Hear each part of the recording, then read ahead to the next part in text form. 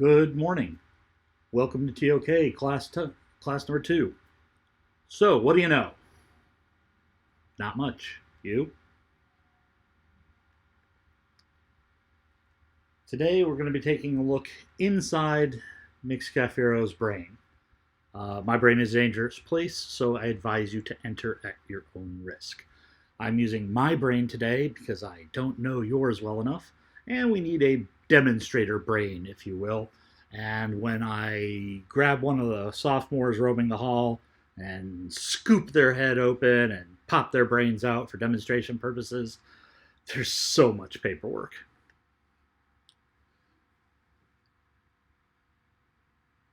Today we're going to talk about when you were younger.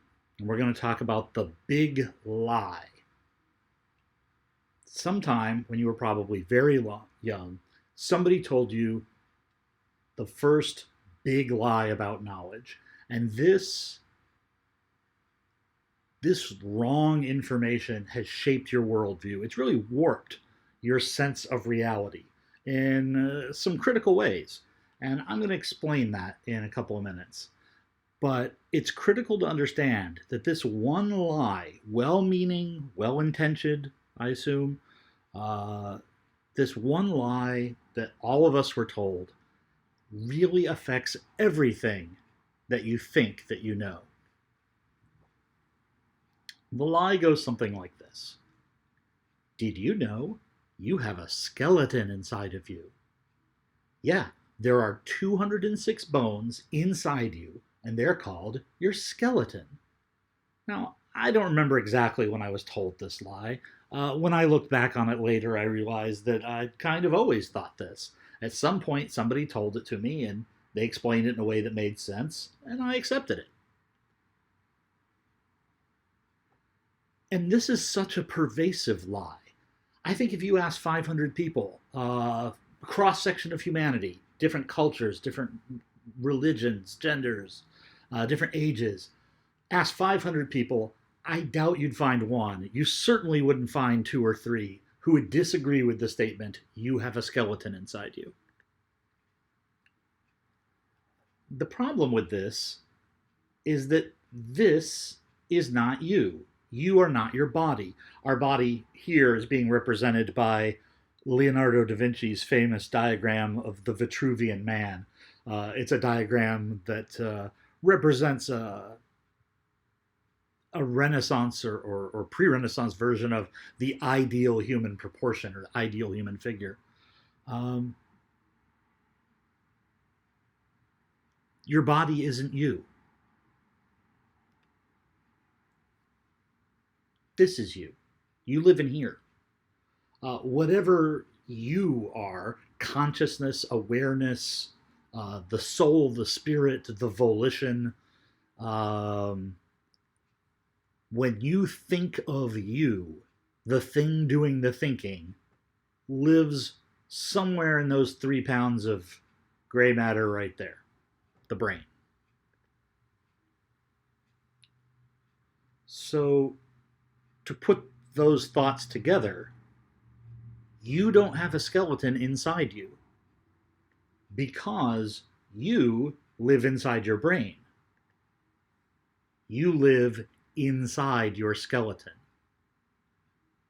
You don't have a skeleton inside you. A skeleton has you inside. I'll give you a second to process that. Some of you are saying, of course. Some of you are looking around one another going, well, obviously.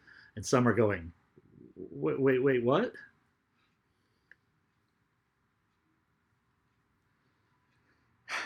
So remember, just a few minutes ago now, before we had this revelation about you and the skeleton and the relationship between the two of you, we were so young. Life was so much simpler then, wasn't it?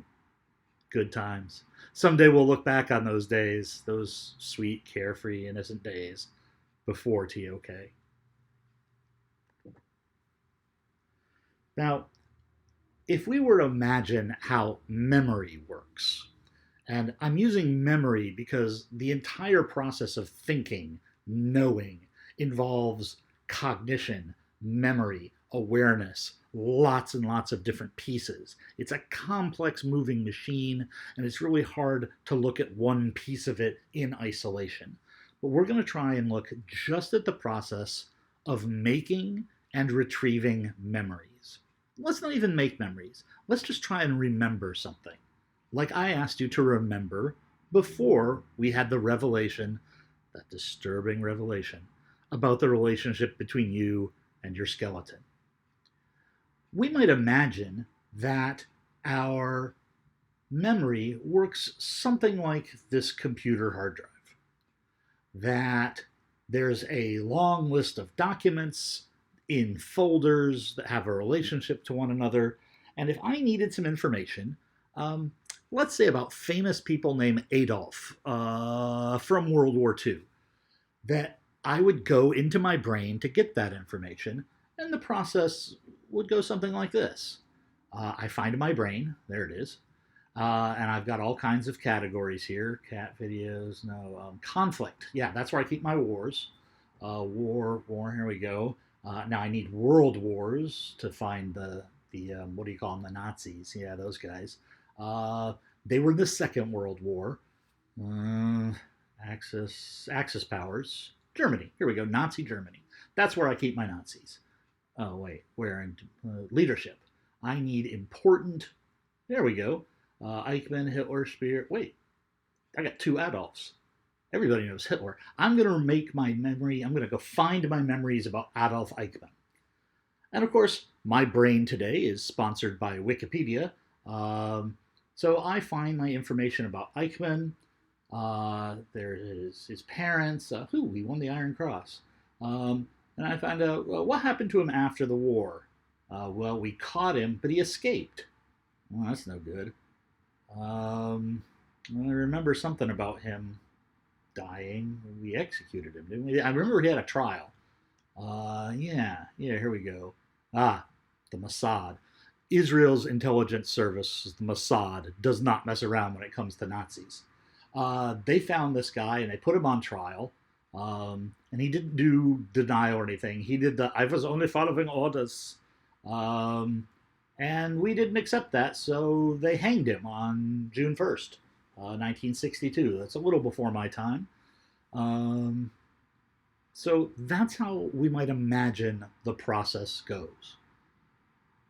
Our memories are all tucked and stored away, and whether it's information about Adolf Eichmann or the name of the person you just met in a dinner party, you go through the file folders, you pull out the little drawer that has their name that has their label on it, and you retrieve their name or their information or the details of when they were hanged.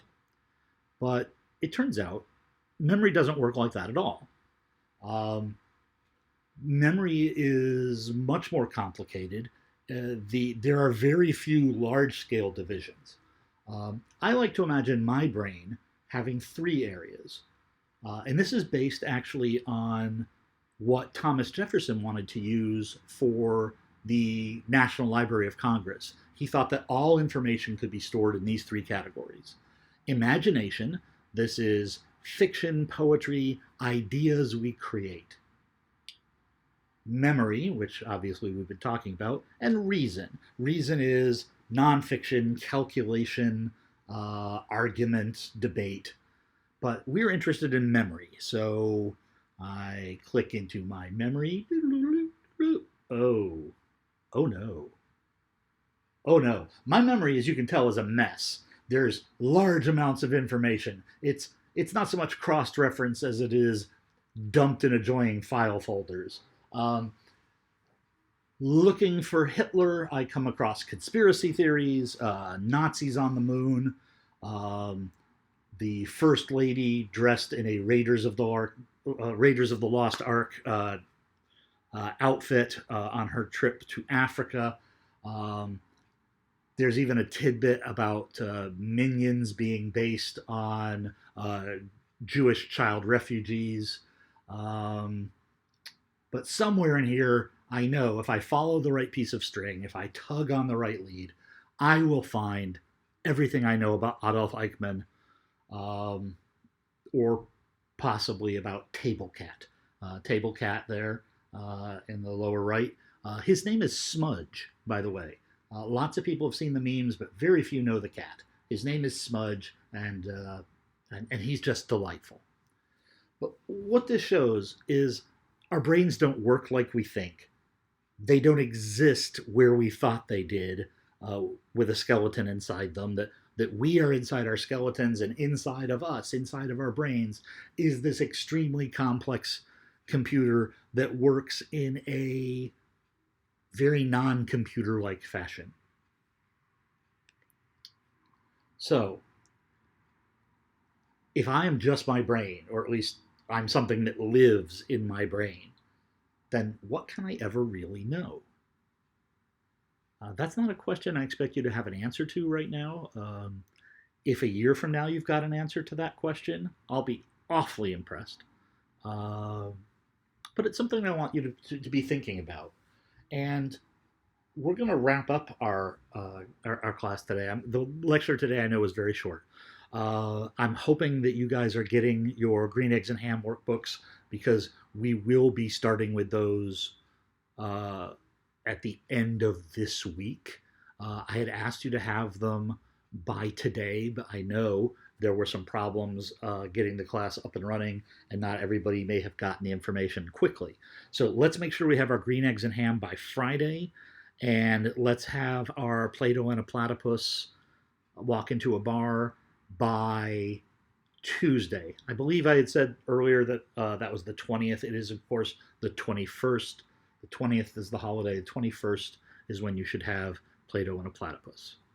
I have a video to end today, and this is just an exploration. Like the video I asked you to watch on transhumanism the other day, this is simply information to give you some background thinking.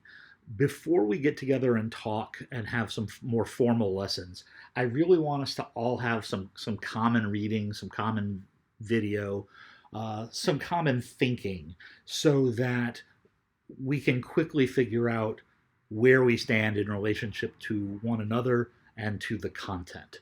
So let's take a look at our video. The video is based around a very straightforward question. What is a human being? What am I? What does it mean to be a ghost living in a meat computer, driving a bone robot through the matrix of our experience? This video is by a yoga organization. Yoga is interesting because it is a discipline which combines spirituality, physicality, and rationality, or attempts to do so. I'm not endorsing the particular beliefs of yoga practitioners or of this organization, but I thought they did a really nice job of creating a provocative video. So I'm going to ask you to watch and listen, and when you are done watching the video, I would like you to discuss it with your peers.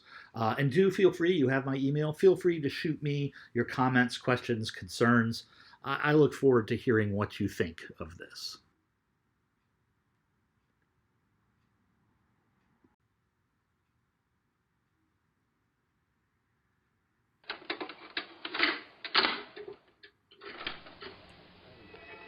You're listening to the Higher Ideas Podcast, where ideas grow. Connect on Twitter, YouTube, iTunes, or higherideas.net. Now here's your host, I. Hello, fellow human, and welcome to this session of Mind Yoga. In physical yoga, we slowly bring our bodies to exotic positions to increase flexibility. Mind Yoga does the same with your perceptions, by following a trail of logic to novel and unexpected places.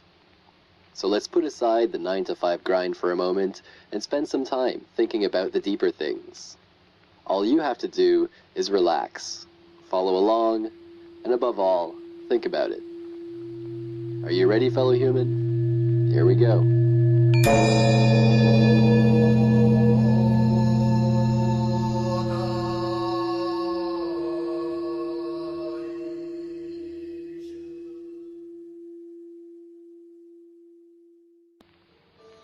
What is a human being? Behold the human being, in this case male, a conscious, breathing, living creature. But just what is the human being, this thing we call ourselves? Let's explore this like any good scientist would and get to dissecting the problem. Let's say for a moment we remove the limbs. Sorry, friend. Now, is this a human being? No. Is this a human being? No. Is this a human being? Ah, yes. Naturally, even the most extreme amputees are still human beings if they survive their injuries. So, a human being is not a grand total of parts. An important clue. Let's keep that in mind. And let's dissect this another way. Say we could take away this human being's skin while somehow keeping him alive and healthy. Let's provide an imaginary, life-supporting fluid called Fluid X to keep everything in good health as we dig in. And away goes the skin. Shocking! But still a human being. I'm sure you'll agree. Now, let's get these muscles, fascia, and fat out of the way. Well, still not too attractive, but still alive and kicking. A very unfortunate way to live, yes, but still a human being. So no more working muscles, suspended in fluid. Bones aren't really needed anymore either, so out they go. And how about now? Is this suspended mass of vessels, glands, and organs still a human being? You might not recognize it anymore, but just like a surviving amputee, yes, this is still a human being. In fact, all that lovely stuff is suspended in fluids inside you right now, just this same way.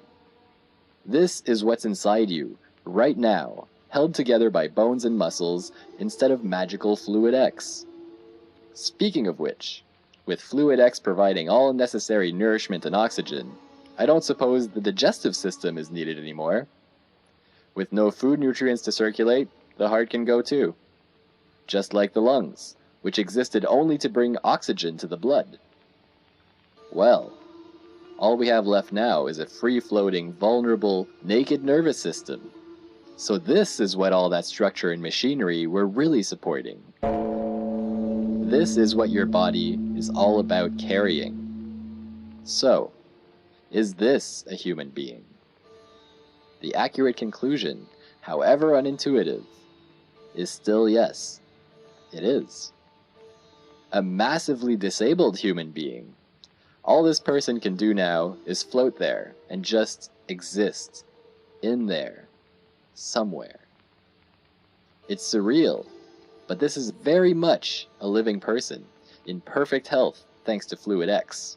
Interesting how without all those body parts, which are really only tools, we've boiled down a human being to something which reminds me of a jellyfish. There it floats, demonstrating not much intelligence or activity. Less active than a jellyfish, in fact. And yet we know that inside that thing is a human being, right now. Inside that paralyzed thing is another person, another you, another me. Now a quick side note. What does that say about the jellyfish? Maybe a jellyfish holds all the same consciousness a human being does, but simply displays no sign that we understand. For all we know, the oceans are teeming with naked genius minds far wiser than ours, which we call the lowly jellyfish.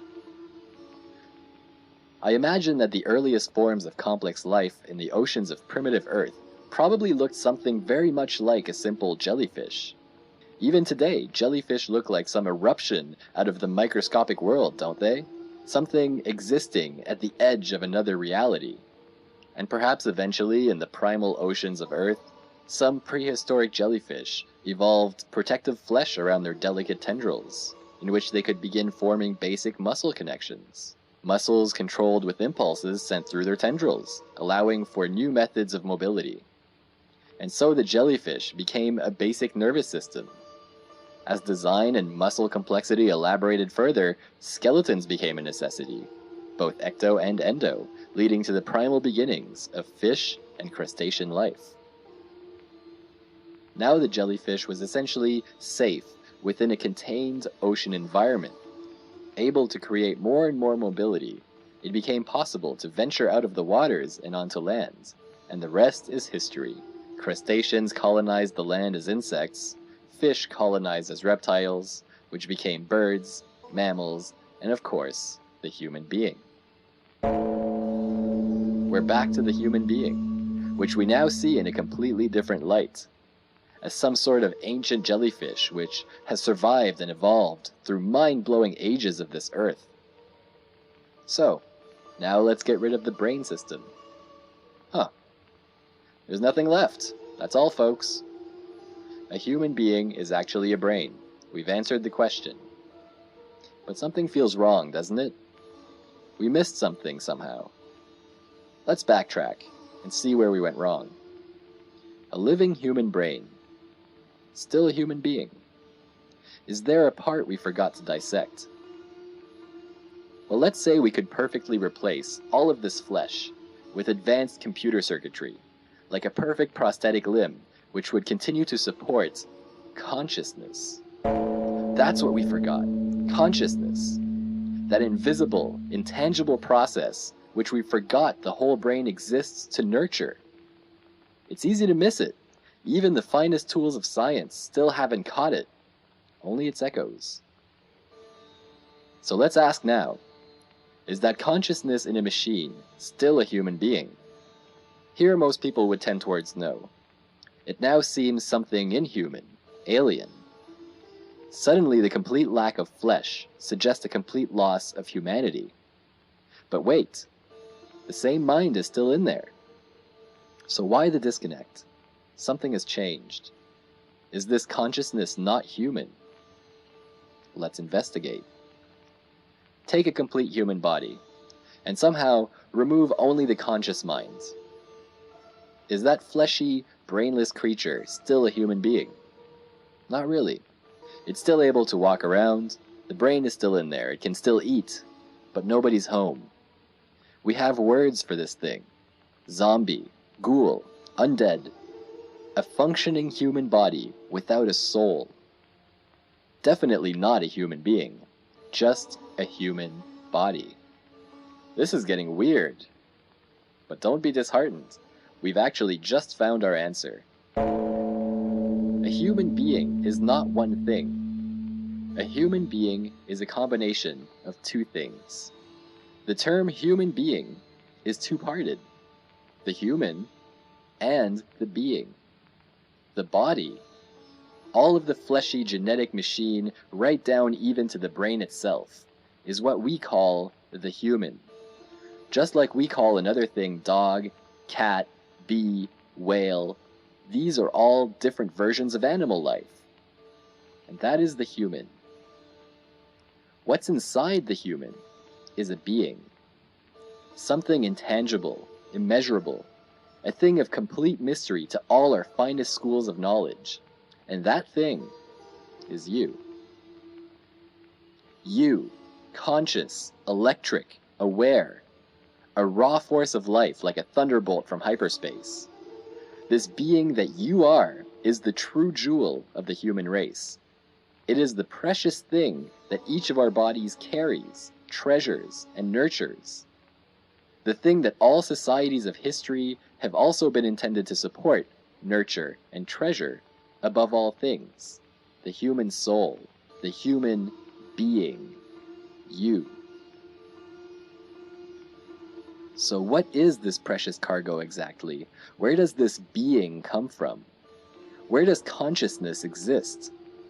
Is it created by the brain? Or does the brain manifest around it?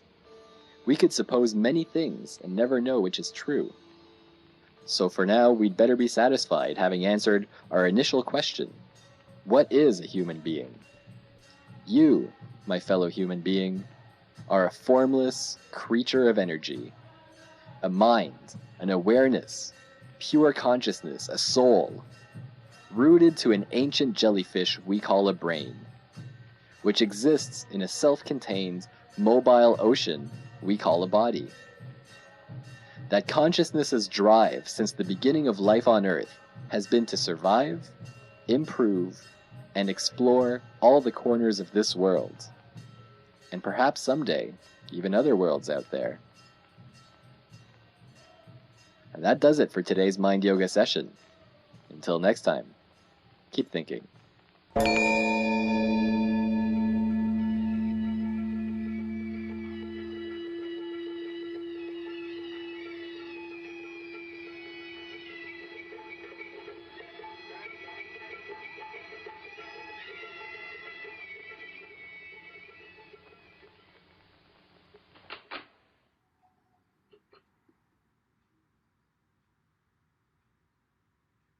So that's a thing. I hope that you guys enjoyed this. I hope that it changed your perspectives a little bit. Again, have a discussion, think about what we've learned or what we've shared, and shoot me an email if you have questions, comments, or concerns. I will have more information for you, and we will talk about the This I Believe essays in tomorrow's lesson. Thank you.